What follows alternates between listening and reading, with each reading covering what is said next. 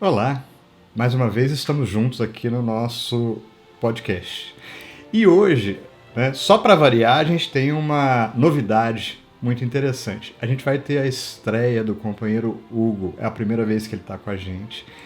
E um detalhe, o Hugo faz parte, integra o grupo Paulo de Tarso, o grupo espírita Paulo de Tarso, de Catalão. Curiosamente, para quem não conhece, depois a gente vai colocar um pouquinho mais da história. O grupo Paulo de Tarso de Catalão tem a sua história vinculada ao grupo espírita Irmão Auro. São dois grupos que têm laços bastante fortes aí. Inclusive, vários estudos que a gente desenvolve, a gente faz em conjunto aí nesse período de pandemia. Tá? Então eu queria desde já aqui mandar um abraço para todo mundo do Grupo Espírita Paulo de Tarso Catalão, agradecer imensamente, antecipadamente ao Hugo, né? Lembrar que ele também vai estar junto na nossa live, que ocorre nesse sábado, né? Às 10 para 6 da tarde, então a gente já convida por extensão todo mundo para estar junto lá para a gente estender o assunto. Tá? O Hugo preparou para gente alguns comentários do capítulo 10 do Evangelho segundo o Espiritismo. Bem-aventurados os misericordiosos. Né? E eu convido agora todo mundo a ouvir junto com a gente, está muito legal. Né? E é isso, fica aí o nosso abraço, o nosso agradecimento a todo o Grupo Espírita Paulo de Tarso. Outras pessoas convidadas irão participar com a gente no futuro, tá? Então fica ligado, fica atento aí. E aí o convite, vamos ouvir?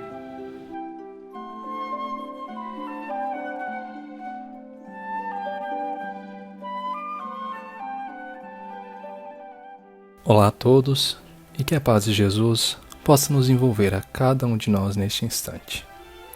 É um prazer imenso estar com vocês. Alguns já me conhecem, outros não. Meu nome é Hugo e sou do Grupo Espírita Paulo de Tarso aqui de Catalão. Eu fui convidado pelo Fabiano para a discussão de um capítulo do Evangelho, segundo o Espiritismo. E hoje, nesse podcast, nós iremos abordar o capítulo 10. E o título dele é Bem-aventurados os misericordiosos. E este capítulo ele me chamou bastante atenção porque, de uma forma bem complexa, ele aborda vários temas, dando maior ênfase no perdão. E como podemos acompanhar em várias literaturas, a falta de perdão está entre os principais motivos pela qual ciclos viciosos de reencarnações se repetem. E assim, vamos abordar cada um dos subtópicos do capítulo para aprofundarmos um pouquinho mais no tema, e que após esse estudo, possamos abrir os nossos corações de forma verdadeira, estando mais suscetíveis em receber e dar o perdão para os nossos irmãos, encerrando etapas que se repetem e assim possamos alcançar novos degraus na nossa evolução e no nosso progresso. Aí nós temos o primeiro item, o primeiro subtítulo, que é Perdoai para que Deus vos perdoe. Uma das abordagens pedagógicas utilizadas por Kardec são as perguntas dentro dos textos. Elas me convidam a uma reflexão mais íntima, e a que mais me chamou a atenção foi a seguinte: com qual direito reclamaria o perdão dos seus próprios erros se ele mesmo não perdoa dos outros? Essa pergunta ela já me causa um choque logo de início, mostrando a nossa atual condição de aprendizes e que iremos acumular uma grande quantidade de erros durante toda a nossa jornada.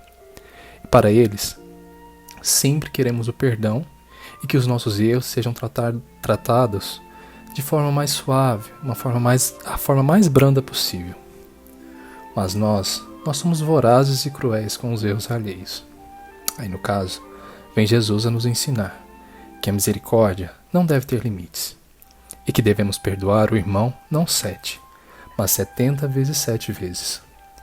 Só que possuímos duas formas de perdoar.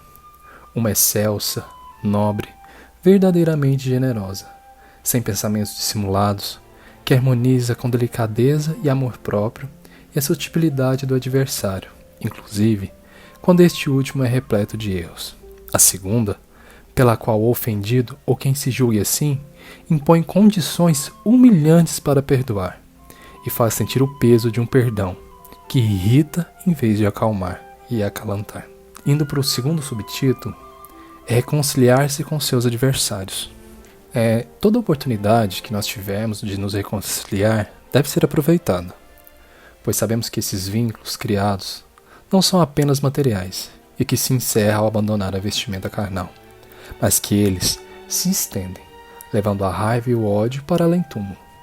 E os espíritos vingativos que carregam todo esse rancor continuam a perseguição. E quando estão em planos diferentes, o espírito mau aguarda quem odeia esteja preso em seu corpo e, portanto, menos livre para atormentá-lo mais facilmente em seus interesses ou em suas mais queridas afeições. Nesse caso, se enquadra a causa da maioria das obsessões, principalmente das que apresentam certa gravidade, como a subjugação e a possessão. Logo, o obsidiado e o possesso quase sempre são vítimas de uma vingança causada pela conduta deles próprios em uma encarnação anterior. E quando Jesus recomenda que nos conciliemos o mais rápido possível com os nossos adversários, não é somente para apaziguar as discórdias durante a existência atual, mas para evitar que não se perpetue nas futuras existências, tendo em vista que, dependendo do tamanho, deverá ter outra encarnação com os envolvidos, dentro das condições necessárias para que tenha o perdão. Literalmente se torna um novelo de lã, e para desfazê-lo levará tempo. Enquanto isso, na maioria das vezes, nossa evolução ou progresso fica estagnado. E nesse caso, eu falo evolução ou progresso porque são duas coisas distintas. A evolução acontece melhorias dentro do mesmo sistema, por exemplo, uma bicicleta de ferro, depois para uma bicicleta de aço e depois para uma bicicleta de fibra de carbono. Nós melhoramos as bicicletas, mas nós continuamos ainda na bicicleta. E o progresso, ele se dá com saltos entre os sistemas. Por exemplo, a mudança da bicicleta para o carro, do carro para o ônibus, do ônibus para o helicóptero. Nesses exemplos, acho que dá para ilustrar um pouco a diferença entre evolução e progresso. Eu quis fazer essa observação para a gente separar essas duas coisas. Agora, nós vamos para o terceiro subitem. O sacrifício mais agradável a Deus. Quando diz, ide, reconciliar-vos com vosso irmão, antes de depor a vossa oferenda no altar, Jesus ensina que o sacrifício mais agradável ao Senhor é o que o homem faça do seu próprio ressentimento, que antes de se apresentar para ser por ele perdoado, precisa o homem haver perdoado e reparado o agravo que tenha feito a algum de seus irmãos. Só então, a sua oferenda será bem aceita, porque virá de um coração expungido de todo e qualquer pensamento mau. Ele materializou o preceito, porque os judeus ofereciam sacrifícios materiais. Cumpria-lhe, conforme suas palavras, aos usos ainda em voga. O cristão não oferece dons materiais, pois que espiritualizou o sacrifício. Com isso, porém, o preceito ainda mais força ganha. Ele oferece a sua alma a Deus, e essa alma tem que ser purificada. Indo para o próximo subitem, que é o cisco e a trave no olho. É muito fácil olharmos os defeitos alheios e esquecer dos nossos próprios, mesmo que aquele que está sendo comentado ainda não tenha se manifestado em nós. Devemos lembrar que, raras as exceções, estamos na mesma classe de evolução espiritual. E podemos confirmar isso com a seguinte resposta do Livro dos Espíritos da questão 101, que são as características gerais dos espíritos imperfeitos. Nós temos a predominância da matéria sobre o espírito, a propensão para o mal, ignorância, orgulho, egoísmo e todas as paixões que lhes são consequências. Têm a intuição de Deus, mas não compreendem. Nem todos são essencialmente maus. Em alguns, há mais leviandade, irreflexão e malícia do que verdadeira maldade. Uns não fazem o bem nem o mal, mas pelo simples fato de não fazerem o bem, já denotam a sua inferioridade. Outros, ao contrário, se comprazem no mal e rejubilam quando uma ocasião se lhes depara de praticá-lo. A inteligência pode achar-se neles aliada à maldade ou à malícia. Seja, porém, qual for o grau que tenha alcançado de desenvolvimento intelectual, suas ideias são pouco elevadas, mas ao menos abjetos seus sentimentos. Restritos conhecimentos têm das coisas do mundo espírita, e o pouco que sabem se confundem com as ideias e preconceitos da vida corporal. Nesse item, que o mais chama a atenção foi o orgulho, que faz com que dissimulemos para nós mesmos as nossas imperfeições, tanto morais quanto físicas. O orgulho, ele é gerador de muitos vícios. Neste caso, como é característica de bando, me diga com quem tu andas que eu te direi quem tu és. A maioria de nós nos enquadramos nessa classificação, porque uma coisa é certa: se estivermos olhando para os nossos defeitos tentando mudá-los, tenho certeza que não vai sobrar tempo para ver dos outros. Indo para os próximos subitens, não julgueis para não serdes julgados. Atire a primeira pedra aquele que jamais pecou. Atire-lhe a primeira pedra aquele que estiver isento de pecado, disse Jesus. Essa sentença faz da indulgência um dever para nós outros, porque ninguém há que não necessite, para si próprio, de indulgência. Ela nos ensina que não devemos julgar com mais severidade os outros do que nos julgamos a nós mesmos, nem condenar em outrem aquilo que nos absolvemos. Antes de profigarmos alguém uma falta, vejamos se a mesma censura não nos pode ser feita. O reproche lançado à conduta de outrem pode obedecer a dois móveis: reprimir o mal ou desacreditar a pessoa cujos atos se criticam. Não tem escusa, nunca este último propósito, porquanto, no caso, então só maledicência e maldade. O primeiro pode ser louvável e constitui mesmo, em certas ocasiões, um dever, porque um bem deverá daí resultar, e porque, a não ser assim, jamais na sociedade se reprimiria o mal. Não cumpre, aliás, ao homem auxiliar o progresso dos seus semelhantes? Importa, pois, não se tome em sentido absoluto este princípio: não julguei se não quiseres ser julgado, porquanto a letra mata e o espírito vivifica. Não é possível que Jesus haja proibido o mal, uma vez que ele próprio nos deu o exemplo, tendo-o feito até em termos enérgicos. O que isso significar é que a autoridade para censurar está na razão direta da autoridade moral daquele que censura. Tornar-se alguém culpado daquilo que condena noutrem é abdicar desta autoridade, é privar-se do direito de repressão. A consciência íntima, ao demais, nega respeito e submissão voluntária. E para fazer o fechamento do capítulo, nós temos o último subtópico, que é Instruções dos Espíritos, que se divide em outros 3 subitens. E neste caso, irei ler a mensagem de Paulo na íntegra para que possamos refletir e repensar as nossas condutas. Perdão das ofensas. Quantas vezes perdoarei meu irmão? Deves perdoá-lo, não 7, mas 70 vezes 7. Eis um dos ensinamentos de Jesus, que mais deve impressionar vossa inteligência e falar mais alto ao coração. Aproximai essas palavras de misericórdia à oração tão simples, tão resumida e tão sublime em suas aspirações, que Jesus concedeu aos seus discípulos, e encontrareis sempre a mesma ideia. Jesus, o justo por excelência, responde a Pedro: perdoarás, mas sem limites. Perdoarás cada ofensa tão frequentemente quanto te for imposta. Ensinarás aos teus irmãos esse esquecimento de si mesmo, que torna a criatura invulnerável ao ataque aos maus procedimentos e às injúrias. Serás manso e humilde de coração, nunca medindo tua mansuetude. Farás, enfim, o que desejartes que o Pai Celestial faça por ti. Não tem ele que perdoar frequentemente? Ele contabiliza o número de vezes que seu perdão vem apagar as tuas faltas? Compenetrai-vos, portanto, nessa resposta de Jesus, e como Pedro, aplicai-a a vós mesmos. Perdoai, usai da indulgência, sede caridosos, generosos, pródigos, mesmo em vosso amor. Daí, e o Senhor vos retribuirá. Perdoai, e o Senhor vos perdoará. Curvai-vos, e o Senhor vos elevará. Tornar-vos humildes, e o Senhor vos fará sentar à sua direita.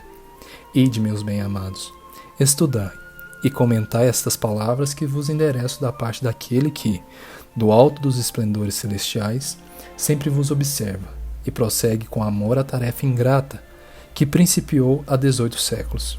Perdoai, então, aos vossos irmãos, como necessitais que se vos perdoem. Se os atos deles vos prejudicaram pessoalmente, é motivo maior para serdes indulgentes, porquanto o mérito do perdão é proporcional à gravidade do mal.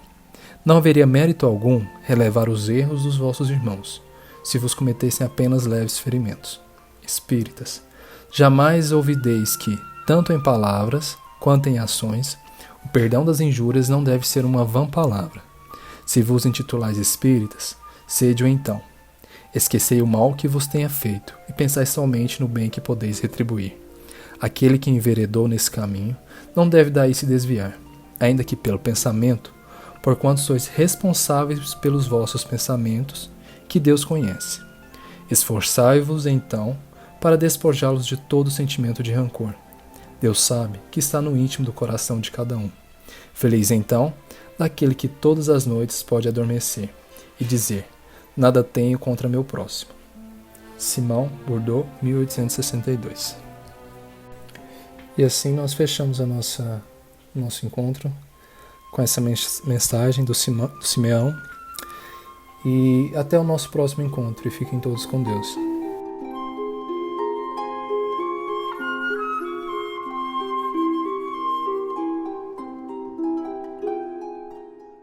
Mestre Jesus, uma vez mais, te buscamos na intimidade dos nossos corações, através desta prece e diante das lições recebidas do Evangelho, a nos falarem de misericórdia e de perdão. Reconhecemos, Jesus, o quanto somos beneficiados pela misericórdia do Teu amor e pela misericórdia infinita do Pai maior, que derrama sobre todos os nossos corações as graças necessárias para o nosso melhor caminhar e para o nosso aprendizado. E percebendo Jesus em nossos corações, cada uma das dificuldades que temos, ao lado dos tesouros que já conseguimos acumular, resta-nos, como nos ensinastes também, Jesus, elevar o pedido ao mais alto para que nos ampare nas construções diárias, no caminhar de cada instante, primeiro fortalecendo-nos a vontade, para que jamais nos detenhamos na estrada, que continuemos, Jesus, acompanhando-te os passos, como pudermos ainda, no esforço de cada momento. E também rogamos ao mais alto, em segundo lugar, mestre amigo, para que tenhamos olhos de ver, não apenas de perceber o mundo à nossa volta, mas olhos de ver o nosso interior, nossas verdadeiras vontades, para que tenhamos mais clareza no pensar e no sentir. Que tenhamos olhos de ver à nossa volta, percebendo quantos corações estão próximos a nós, nos auxiliando e nos amparando, mas também contando com a nossa disposição em amparar na medida do possível, pois que tantos outros corações nos pedem auxílio ou dependem também da nossa misericórdia. Que o perdão, Jesus, possa ser reflexão constante, aliviando pesos em nossos corações, aliviando a nossa consciência e permitindo que continuemos a marcha. Ajuda-nos a sentir, mestre amigo, o teu amor bondoso como estímulo a prosseguirmos e que nos permitamos ser amados E assim, aproveitemos estas energias para fortalecer ainda mais os nossos corações. Que a tua luz, que jamais nos abandona, possa ser por nós enxergada. Que o teu amor, que constantemente nos ampara, possa ser por nós sentido. Hoje e sempre, mestre amigo. Que assim seja.